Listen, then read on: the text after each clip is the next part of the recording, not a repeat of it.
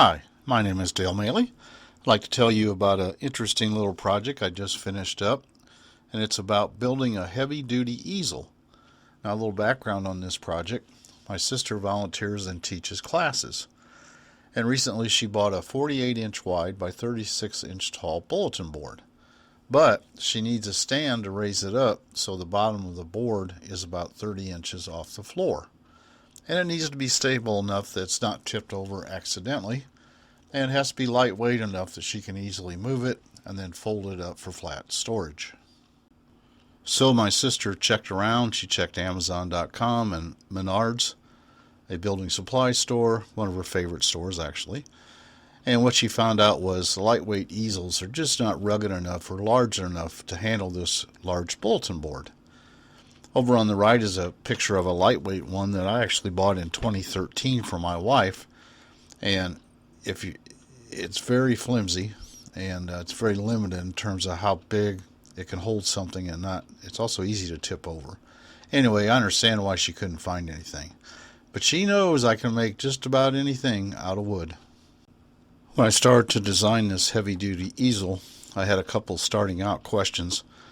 So I've been using Perplexity AI a lot in the last few months. So I went in and asked it what angle from the vertical should the front of it tip back, and what angle should the back legs be from the vertical. And it came back and said the front ought to be tipped back about 5 degrees, and those back legs ought to be tipped out about 10 degrees.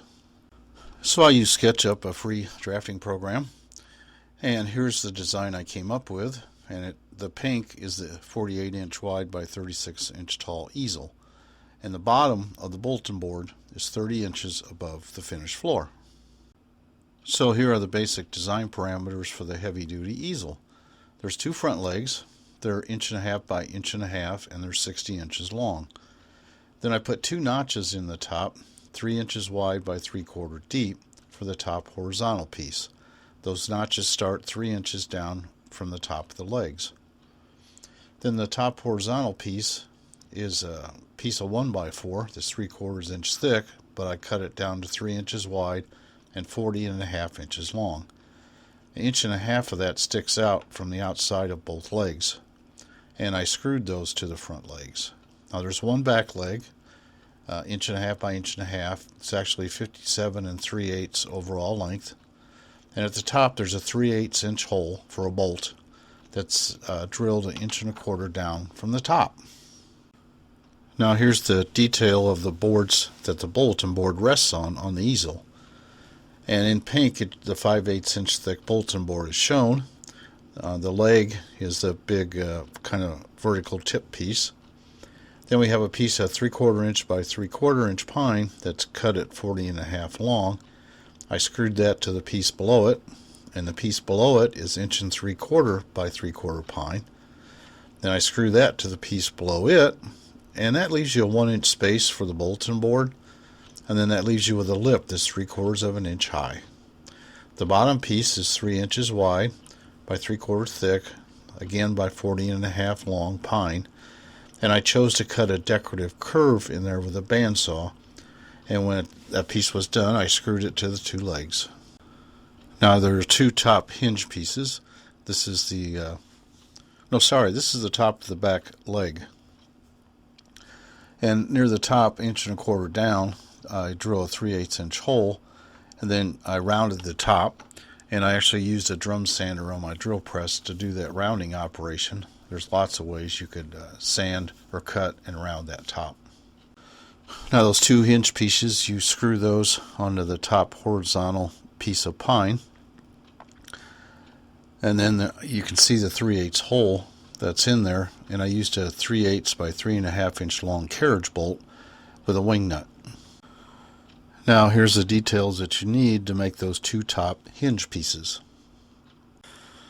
Now that we have the design done, let's start building pieces. Here's a shot of my old radial arm saw where I'm cutting in the 2 grooves, 3/4 by 3 inch grooves in both legs at the same time. That angled board on the left is just for the photograph to keep the board from tipping over. And you just have to keep moving the board along and make little cuts until you get it exactly wide enough for what you want. Now I chose to have a decorative curve cut in the piece that actually holds the bulletin board up.